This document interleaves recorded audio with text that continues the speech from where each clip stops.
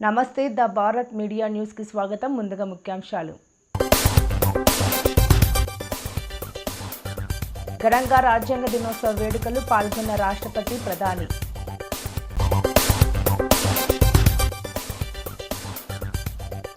మాక్ assembly అద్భుతం, విద్యార్థులు అదరగొట్టారు CM Chandrababu. ఉన్న డబ్బంతా పథకాలకు ఖర్చు చేశారు పవన్. 76వ రాజ్యాంగ దినోత్సవ వేడుకలు ఢిల్లీలో ఘనంగా నిర్వహించారు. సంవిధాన్ సదన్లో జరిగిన ఈ కార్యక్రమంలో రాష్ట్రపతి ద్రౌపది ముర్ము, ఉపరాష్ట్రపతి సిపి రాధాకృష్ణన్, ప్రధాని మోదీ పాల్గొని రాజ్యాంగ నిర్మాతలకు ఘన నివాళి అర్పించారు. భారత రాజ్యాంగ నిర్మాత డాక్టర్ బిఆర్ అంబేద్కర్ను స్మరించుకుంటూ పౌరులందరూ రాజ్యాంగంలోని ప్రాథమిక సూత్రాలను, హక్కులు, విధులను అర్థం చేసుకోవాల్సిన ఆవశ్యకతను రాష్ట్రపతి నొక్కి చెప్పారు. భారత ప్రజాస్వామ్య మూల స్తంభమైన రాజ్యాంగం స్ఫూర్తిని, దాని మౌలిక విలువలను కాపాడుకోవాల్సిన బాధ్యత దేశంలోని యువతపై ఉందని ప్రధాని ఈ సందర్భంగా తెలిపారు. దేశ సమైక్యతకు, సమగ్రతకు రాజ్యాంగం ఎంత కీలకమో ఆయన వివరించారు. सरदार पटेल की 150वीं जयंती देशवासियों ने मनाई। उनकी 150वीं जयंती के उपलक्ष्य में पिछले वर्ष से आगामी वर्ष तक चलने वाले कार्यक्रम के माध्यम से देशवासी राष्ट्रीयता तथा गौरव की आदर्शों से जुड़ेंगे। हमारी संसद हमारे राष्ट्र का प्रतिबिंब है। लौह पुरुष सरदार वल्लभ भाई पटेल के आदर्शों को प्रसारित करने तथा कार्यरूप देने में आप सबका योगदान महत्वपूर्ण है। जौन अभिव्यक्ति को परिलक्षित करने वाली हमारे संसदीय प्रणाली विभिन्न आयामों पर और अधिक मजबूत होती गई है। वयस्क मताधिकार का प्रावधान करके हमारे संविधान द्वारा जनता के विवेक पर जो आस्था व्यक्त की गई है, उसकी सफलता की विश्व के अन्य अनेक देशों में सराहना की जाती है। पिछले कुछ वर्षों के दौरान महिला मतदाताओं द्वारा बढ़ चढ़कर मतदान करना हमारी लोकतांत्रिक चेतना को विशेष सामाजिक अभिव्यक्ति देता है। महिला, युवा, गरीब, किसान రాజ్యాంగ దినోత్సవం సందర్భంగా విద్యార్థులతో మాక్ అసెంబ్లీ నిర్వహించారు. ఈ కార్యక్రమంలో సీఎం చంద్రబాబు, మంత్రి లోకేష్, పలువురు మంత్రులు హాజరయ్యారు. ఈ సందర్భంగా మాక్ అసెంబ్లీ డ్రిల్ అనంతరం మంత్రి నారా లోకేష్ మాట్లాడుతూ విద్యార్థులతో మాక్ అసెంబ్లీని మెయిన్ బిల్డింగ్లో ఏర్పాటు చేయాలని అనుకున్నానని తెలిపారు. అయితే రూల్స్ పర్మిట్ చేయవని స్పీకర్ చెప్పడంతో పాటు అసెంబ్లీ ప్రాంగణంలోనే ఈ కార్యక్రమం నిర్వహిద్దామని అన్నట్లు చెప్పారు. ఈ మాక్ అసెంబ్లీ ఏర్పాటుకు సహకరించిన ప్రతి ఒక్కరికి ధన్యవాదాలు తెలియజేశారు. భారత రాజ్యాంగాన్ని అడాప్ట్ చేసుకున్న రోజు ఈ రోజు అని, అందుకే పిల్లలకు అర్థమయ్యే రీతిలో బాలల భారత రాజ్యాంగాన్ని పుస్తక రూపంలో తెచ్చామని అన్నారు. రాజ్యాంగం భారతదేశపు ఆత్మ అని, అందుకే మహాత్మా గాంధీ, జవహర్లాల్ నెహ్రూ, సర్దార్ వల్లభాయ్ పటేల్, మౌలానా అబుల్ కలాం ఆజాద్ వంటి వారి గురించి ఈ పుస్తకంలో ఉంచామని వెల్లడించారు. ఆ రోజే డిసైడ్ చేశా, నేను విద్యాశాఖ మంత్రి అవుతానో లేదో నాకు తెలియదు, కానీ పిల్లలకి చిన్న వయసులోనే రాజ్యాంగం మనకు కల్పిస్తున్న హక్కులు, బాధ్యతల గురించి చెప్పాలని ఆ రోజే నిర్ణయించుకున్నాను. అందుకే ఇప్పుడు కూడా ఈ రాజ్యాంగం పట్టుకుని నేను తిరుగుతున్నానని సభాముఖం తెలుపుకుంటూ మనందరం కలిసికట్టుగా వికసిత్ భారత్లో భాగస్వామ్యం అవ్వాలి. నా ప్రసంగం ముగించే ముందల మిమ్మల్ని అందరినీ ఒక ప్రశ్న అడగాలంటాను. ఇక్కడ ఎంతమంది డాక్టర్లు అవ్వాలనుకుంటున్నారు? చేతులు పైకెత్తండి. మా విద్యాశాఖ మాచ్యులు డాక్టర్ అవ్వాలనుకుంటున్నారు. వెరీ గుడ్, థ్యాంక్ యూ అమ్మా. ఇక్కడ ఎంతమంది ఇంజనీర్లు అవ్వాలనుకుంటున్నారు? ఎంతమంది ఇక్కడ ఐఏఎస్, ఐపీఎస్ ఆఫీసర్లు అవ్వాలనుకుంటున్నారు? అబ్బో, మీరే కొన్నారు. ఓకే, చేతుల కింద దించండి. ఎంతమంది రాజకీయ నాయకులు అవ్వాలనుకుంటున్నారు? 5గురేనా? 6గురేనా? ఎట్లా? మళ్ళీ వికసిత్ భారత్ ఎలా సాధిస్తా చెప్పండి. రాజకీయాల్లో మీరందరూ భాగస్వామ్యం అవ్వాలి. You have a role to play. రాజకీయాల్లో కొన్ని విషయాలు మనకు నచ్చపోవచ్చు, మనం ఏకీభవించవచ్చు, కానీ సమాజంలో ఏ మార్పు అయితే మనం ఆశిస్తున్నామో రాజకీయాలకు వచ్చి పోరాడి శాసనసభలో అడుగుపెట్టి మార్పు తీసుకురావాల్సిన బాధ్యత మనందరి పైన ఉంది. ఇక్కడ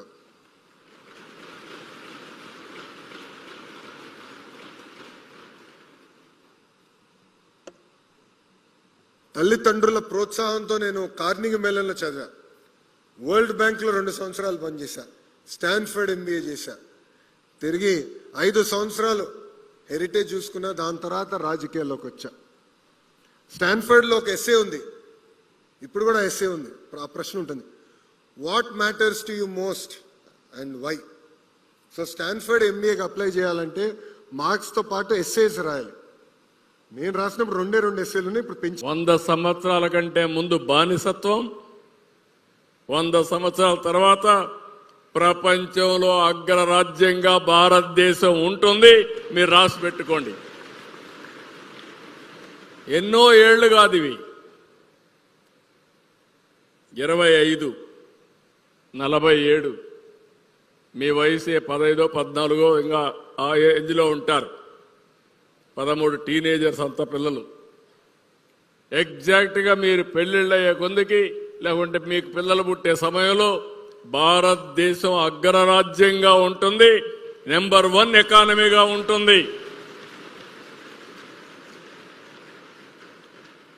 దీన్ని మీరందరూ గుర్తుపెట్టుకోవాలి. నేను అందుకని ఒక చాలా స్పష్టంగా మీకు ఒక ఐడియా ఇస్తున్నాను. ఇప్పటి నుంచి కొండే మీరే కాదు, ఈరోజు రాజ్యాంగాన్ని మీ మంత్రి గారు ఒక పుస్తకం రాసి మీ అందరికీ బాధ్యతలు అవన్నీ ఇచ్చాడు. నేను తొందరలోనే మీ అందరికీ భవిష్యత్తుకు సూచిక కూడా ఇస్తబోతున్నా, ఒక బుక్ ఒకటి ఇవ్వబోతున్నా, స్కూల్స్ అన్నిట్లో పెట్టబోతున్నా పుస్తకాన్ని. ఆ పుస్తకాన్ని మీరు చూస్తే మీరు ఏ విధంగా విజన్ ఉంటుంది, ఏ విధంగా మీ భవిష్యత్తు ఉంటుంది, మీరు ఏ విధంగా మీ యొక్క భవిష్యత్తుని దిద్దుకోవచ్చునో అందులో స్పష్టంగా నేను మీకు ఇవ్వబోతున్నాను. ఇక్కడ మీరు ఒకసారి చూస్తే స్వర్ణాంధ్ర, ప్రధానమంత్రి గారు వికసిత్ భారత్, మంది స్వర్ణాంధ్ర. ఈరోజు మన యొక్క తలసరి ఆదాయం $3,158. 2047కి $42,000 అవుతుంది. ఇంకో పక్కన మన యొక్క తలసరి మొత్తం జిఎస్టిపి కాంట్రిబ్యూషన్ $188 బిలియన్. అది $2.4 ట్రిలియన్ అవుతుంది. ఇది 15% గ్రోత్ రేట్ ఉంటుంది. అందులో కూడా మీరు ఒకసారి చూస్తే మన రాష్ట్రంలో అన్ని వనరులు ఉన్నాయి. నేచురల్ రిసోర్సెస్ చాలా ఉన్నాయి, మినరల్ వెల్త్ కానీ, వాటర్ కానీ, నదులు కానీ, ఇవన్నీ ఉన్నాయి. రెండోది, ఇవన్నింటికంటే ముఖ్యంగా వండర్ఫుల్ యూత్ ఉంది. ప్రపంచానికి నాయకత్వం ఇవ్వడమే కాకుండా సేవలు అందించే యువత ఉండే ఏకైక దేశం భారతదేశం. డెమోగ్రఫిక్ డివిడెంట్ ఉంది. బిఆర్ అంబేద్కర్ కోనసీమ జిల్లాలో డిప్యూటీ సీఎం పవన్ కళ్యాణ్ పర్యటిస్తున్నారు. కేసనపల్లి వద్ద సముద్రపు నీరు చేరి దెబ్బతిన్న కొబ్బరి తోటలను పరిశీలించారు. అనంతరం కొబ్బరి రైతులతో పవన్ మాట్లాడుతూ ఫైనాన్స్కు సంబంధించినవి సీఎం చేతుల్లో ఉంటుంది. గత ప్రభుత్వం చేసిన తప్పుల వల్లే పరిస్థితులు ఇలా ఉన్నాయి. ఉన్న డబ్బంతా పథకాలకు ఖర్చు చేశాం, ఎక్కడా కూడా పూడికలు తీయలేదు. అభివృద్ధి రోడ్లను పరిచారు. ఫైనాన్స్ ఇవన్నీ ముఖ్యమంత్రి గారి చేతిలో ఉంటాయి. ఆయన కూడా ఉన్న ఇబ్బందులు ఏంటంటే గత ప్రభుత్వం చేసిన పనులకి మీకు కూడా తెలియాలి కదా, మాకు ఎందుకు డబ్బులు రావట్లేదు, మాకు ఎందుకు డబ్బులు రావట్లేదు, మీ ద్వారా రాష్ట్ర ప్రజలకు కూడా తెలియజేస్తా ఉన్నా. ఎక్కడా కూడా లాస్ట్ 5 సంవత్సరాల్లో పూడికలు తీయలే. అసలు మీకు ముఖ్యంగా మీకు సంబంధించి అయితే అసలు కనీసం 1 ఇంచు మట్టి కూడా తెలియదు, వదిలేసారు అట్లా. అంటే డబ్బులు ఏం చేస్తారు, ఒకే పథకాలకు ఇచ్చుకోండి, ఇబ్బంది లేదు, కానీ పథకాలతో పాటు అభివృద్ధి, రోడ్లు ఇవన్నీ మర్చిపోయారు అందరూ. ఈ కూటమి ప్రభుత్వం వచ్చాకున్న బిగ్గెస్ట్ ఛాలెంజ్ మాకేంటంటే పథకాలతో పాటు అభివృద్ధి పదాలు ఉండాలంటే దానికి ఒక ఆర్థికంగా ఫైనాన్షియల్ జగ్లరీ చేస్తాం. ముఖ్యమంత్రి గారి ఆయన అనుభవం మీద పథకాలకి డబ్బులు ఇవ్వాలి, రోడ్లు వేయాలి, అలాగే మీకు ఇప్పుడు కూర్చోబెట్టి సడన్గా గిఫాన్ వస్తే ఏదైనా మళ్ళీ కూర్చోబెట్టి రైతాంగానికి మళ్ళీ గిట్టుబాటు ధర ఇవ్వాలి. సో ఇన్ని కష్టాల మధ్యలో ఉంది. కానీ ఎవ్వరు కూడా, అలాగే నిన్న మాట్లాడుతున్న ఒక మీటింగ్ ఒకటి చేసాం, చూస్తే మన దాదాపు 1,00,000 వాళ్ళు సచివాలయ ఉద్యోగులకి మన ప్రమోషన్స్ మీద మాట్లాడాం. ఎక్కడ కూడా వాళ్ళకి ఉద్యోగానికి సంబంధించిన ఏ సర్వీస్ రూల్స్ పాటించకుండా చేసేసారు. వాళ్ళు చేసిన తప్పులన్నీ మేము కరెక్ట్ చేస్తా ఉన్నాం. ఇప్పుడు మన శంకర్ గుప్తా ట్రైన్ లాగా వాళ్ళు పని పాట చేయకుండా వదిలేశారు. ఆ సమస్య, వారసత్వ సమస్య మనకు వచ్చింది. ప్రజలు వీళ్ళందరూ ఎదురు తిరిగే వీళ్ళ మీద విసుగుతోటే వాళ్ళని ఆ స్థాయిలో పెట్టారు, మనకి ఇంత అద్భుతమైన విజయం అందించారు. కానీ ఒకసారి వాస్తవం మేము కూడా చెప్పాలి కాబట్టి మేము చాలా కమిటెడ్గా ఉన్నాం. ఈ పర్టికులర్ అలయన్స్ ప్రభుత్వం నేను బాధ్యతగా తీసుకొని తక్కువ సీట్లు తీసుకొని కూడా దేనికి పెట్టుకున్నానంటే నేను ఇలాంటి సమస్యలని అడ్రస్ చేయడానికి ఉన్నాను. నేను కోనసీమ రైతాంగానికి నేను గలం అవుతాను, మీ గొంతును అవుతాను మీకు నేను. అందుకే నాకు కొంత మీరందరూ పెద్దలు కాబట్టి కొంత నాకు అనుభవంతో మీరు కొంచెం అర్థం చేసుకుని కొంచెం సానుకూలంగా నాతో వ్యవహరించాలి. రాజ్యాంగ దినోత్సవం సందర్భంగా అమరావతిలో ఏపీ పాఠశాల విద్యాశాఖ ఆధ్వర్యంలో నిర్వహించిన మాక్ అసెంబ్లీ కార్యక్రమంలో స్పీకర్ అయ్యన్న పాత్రుడు పాల్గొన్నారు. ఈ సందర్భంగా ఆయన మాట్లాడుతూ రాజకీయాల్లో కూడా విలువలు ఉండాలని, మనుషుల్లోనే కాకుండా రాజకీయాల్లోనూ విలువలు పాటించాలని అన్నారు. ఈ మన పిల్లల చేత లక్షలాది మొక్కలు నాటితే కార్యక్రమం తీసుకోండి సార్ అని చెప్పి మరొకసారి మీ అందరికీ మనవి చేస్తూ ఒకటి మేము కోరుకున్నానండి. రాజ్యాంగం కోసం, దేశం కోసం ఎంతో మంది పెద్దలు త్యాగం చేశారు, ప్రాణాలు అర్పించారండి. అల్లూరి సీతారామరాజు గారు లాంటి పెద్దలు, సుభాష్ చంద్రబోస్ లాంటి పెద్దలు ఎందుకు చనిపోయారు? వారి కోసమా? వారి కుటుంబం కోసమా? కాదు, ఈ దేశం కోసం, ఈ దేశం బాగుండాలని త్యాగం చేశారు. అటువంటి త్యాగాల్ని మనం మర్చిపోకుండా మనం కూడా వారిలాగా త్యాగం చేయమని అనట్లేదు నేను. ఈ దేశం కోసం ఆలోచన చేసి ప్రతి ఒక్కరు కూడా ఆలోచన చేయవలసిన అవసరం ఉంది. అలాగే ఆఖరిగా ఒక మాట చెప్తానండి, రాజకీయాల్లో కూడా విలువలు ఉండాలండి. మనుషుల్లోనే విలువలు ఉండాలా? రాజకీయాలు విలువలు ఉండకూడదా? రాజకీయాలు కూడా విలువలు ఉండాలా? సరే, ప్రజలు ఎవరిని ఎన్నుకుంటారు. కొంతమందిని అధికార పార్టీలు ఎన్నుకుంటారు, కొంతమందిని అపోజిషన్ పార్టీలు ఎన్నుకుంటారు. కానీ అందరం కూడా రాష్ట్రం కోసం పనిచేయాల. అపోజిషన్ పార్టీ అయినా లేకపోతే గవర్నమెంట్ పక్షం ఉన్న పార్టీ అయినా ఏదైనా మన రాష్ట్రం ఒకటే, మన రాష్ట్రం, మన ఊరు, దానికోసం ఆలోచించాల. ప్రభుత్వం ఒక మంచి పనులు చేస్తున్నప్పుడు, మంచి అని తెలిసినప్పుడు ప్రతిపక్షం కూడా దానికి ఓటేయాలా, దాన్ని ఆమోదించాలా.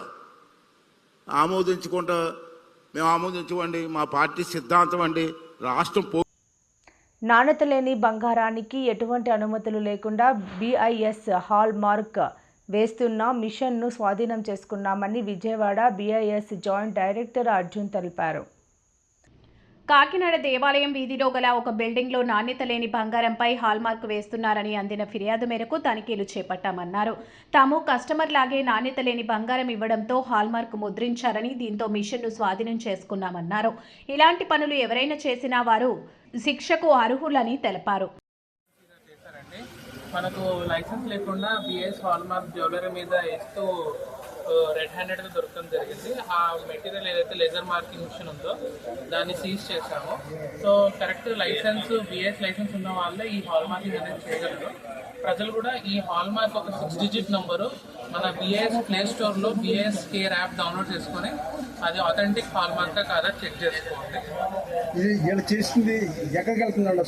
సరుకు మీద ఏమైనా వేస్తున్నారా? ఇక్కడ జనరల్గా మనకి దగ్గర ఉన్న మార్కెట్ నుంచి వీళ్ళు గోల్డ్ జ్యువెలరీ తీసుకొచ్చి హాల్ మార్కింగ్ అనేది టెస్ట్ చేయకుండా, లైసెన్స్ లేకుండా వేసేస్తున్నారు.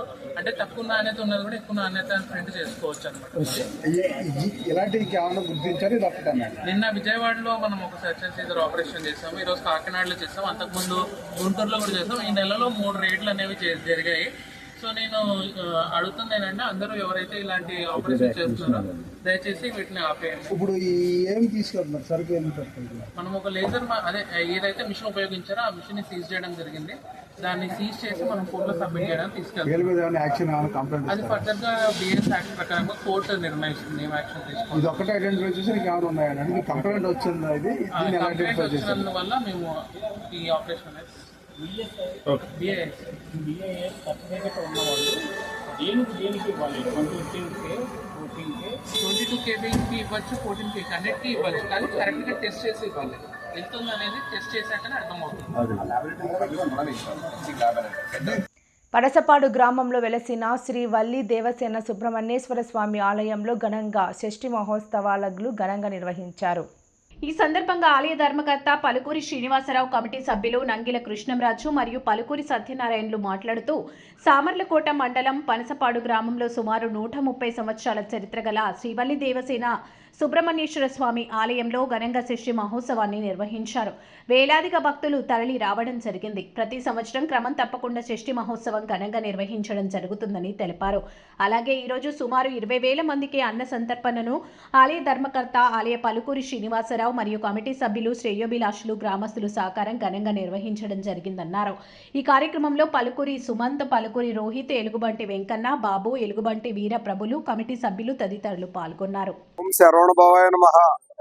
పనసపాడు గ్రామంలో వేయించేసి ఉన్న శ్రీ వల్లి దేవసేన సమేత సుబ్రహ్మణ్యేశ్వర స్వామివారు మరియు అన్నపూర్ణ సమేత విశ్వేశ్వర స్వామివారు ఆలయం నందు ఈ రోజు షష్ఠి మహోత్సవం జరుగుతున్నది.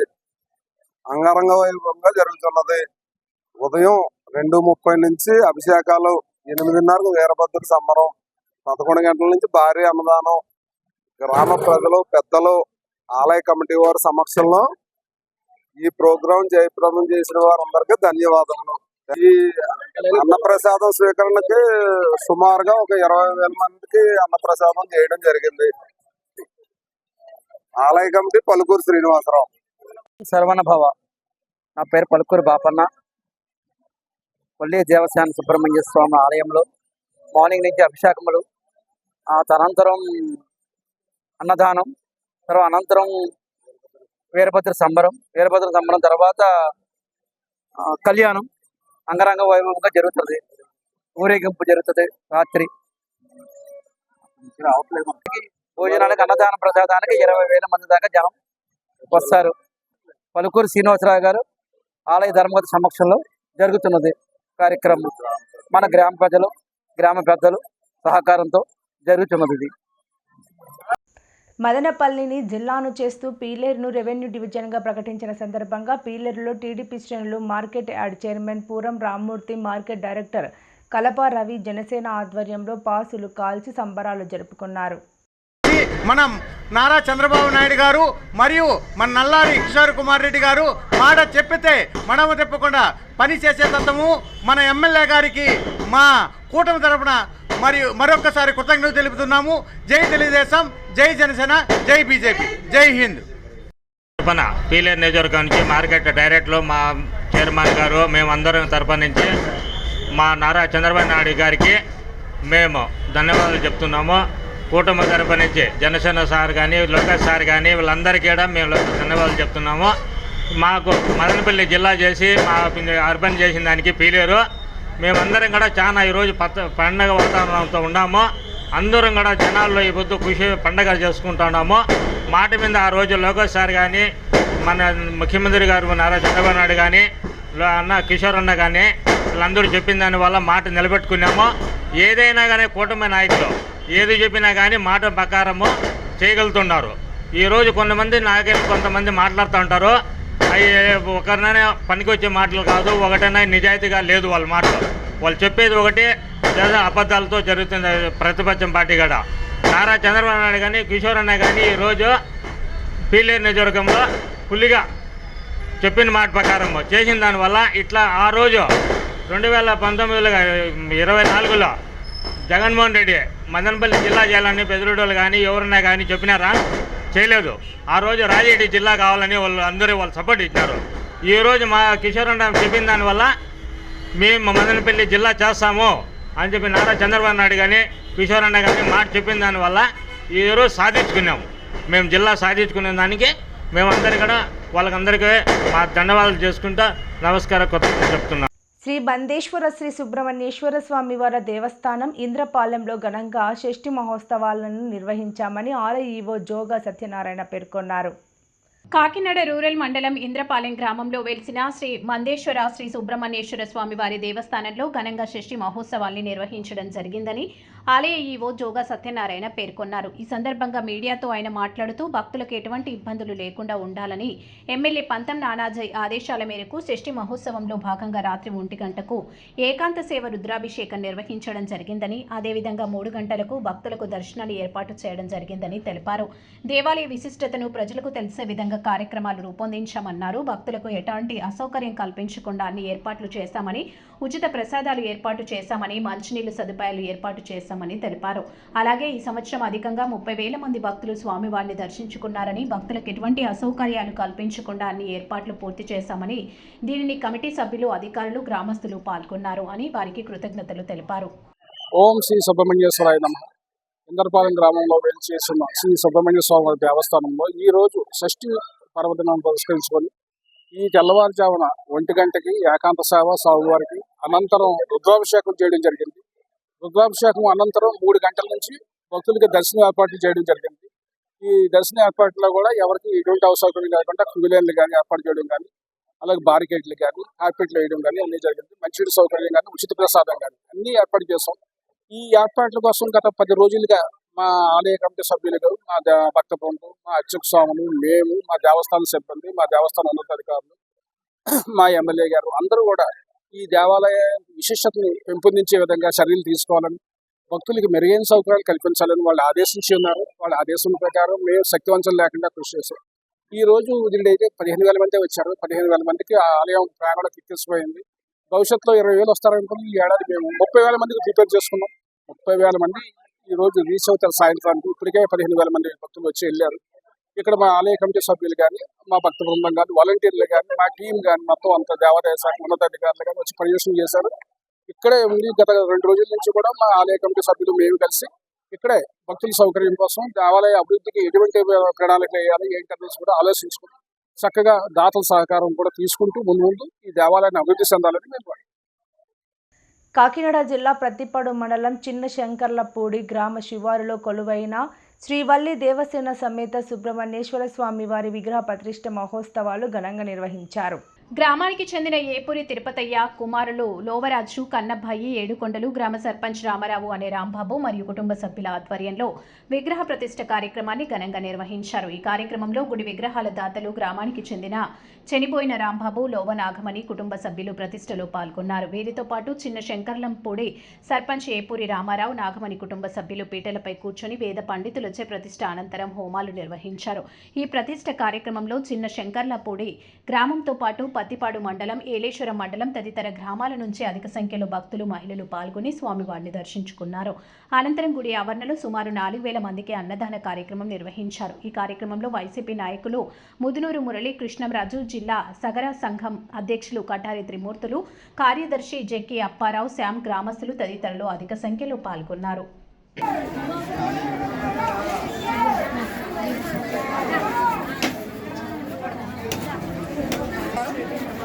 ప్రతిపాడు మండలం శివశంకరపూడి గ్రామం శివారులో వెలసిన శ్రీ వల్లి దేవసేన సమేత బాల సుబ్రహ్మణ్య స్వామి గుడి కట్టడం జరిగింది. ఈ సుబ్రహ్మణ్య స్వామి 2-3 సంవత్సరాల నుంచి అలాగే కనపడతా ఆయన నిజరూపం చూపిస్తా వస్తుండగా అలాగే జాలం చేస్తే పాతగోయి దగ్గర మా సతీమణి అయిన ఆవిడ వెళ్ళిన తర్వాత ఒక దుర్గమ్మ పూజగల ఆవిడ నీ నుదిరి కుంకానికి చెప్తున్నానమ్మా, నేను 2 సంవత్సరాలు బట్టి గుడి కట్టమని కనిపిస్తున్నాను, నీ నుదిరి కుంకం లెక్క చేయడం లేదని ఆ దుర్గమ్మ అమ్మవారు మా భార్య సతీమణితో చెప్పడం జరిగింది. జరిగిన తర్వాత ఇదే ప్లేస్లో ఆయన నువ్వు నిజంగా గుడి కట్టించుకుంటే ఆ స్వామి కనపడి స్వామి నేను అనుమతి ఏం చేయగలనని చెప్పేసి మా సతీమణితో అనగా సరే ఆ స్వామికి నేను నిజం ఇస్తాను, అలాగే కట్టించుకుంటానులే, నువ్వేం చేయలేన్నావు కాబట్టి ఆ స్వామికి నేను నిజం చూపిస్తా అన్నాడు. అలాగే ఇదే రోజు అన్న మరొక రోజు అన్న తర్వాత మా ఆవిడ ఇంటికి వచ్చి నాతో చెప్పలేదు.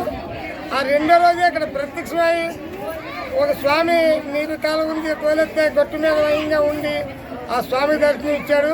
అదేంటి స్వామి అంటే ఇక్కడ నాగరాజు ఉన్నాడు, కదలడం లేదు, గట్టు మయంగా అన్నాడు. అయితే 2-3 సార్లు బెదిరి స్వామి అన్నాను.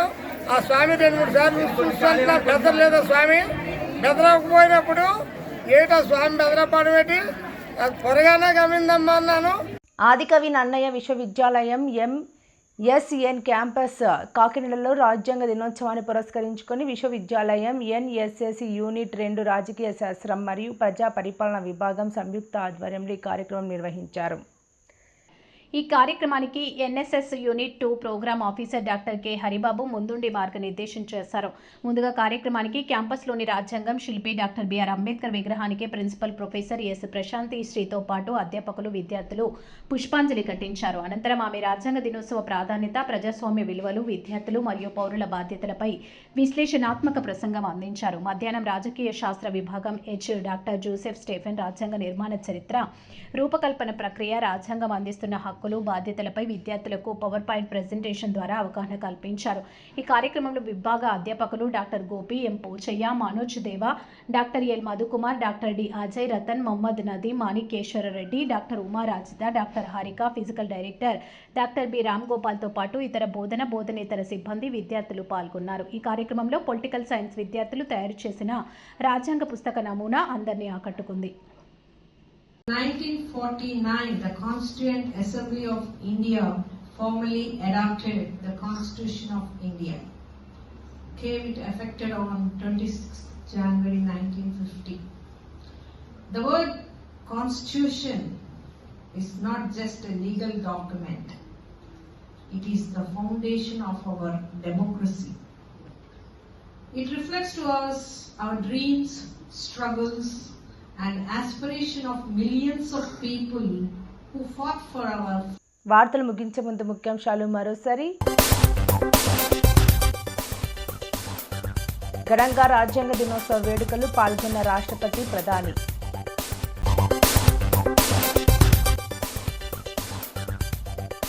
మాక్ అసెంబ్లీ అద్భుతం, విద్యార్థులు అదరగొట్టారు, సీఎం చంద్రబాబు.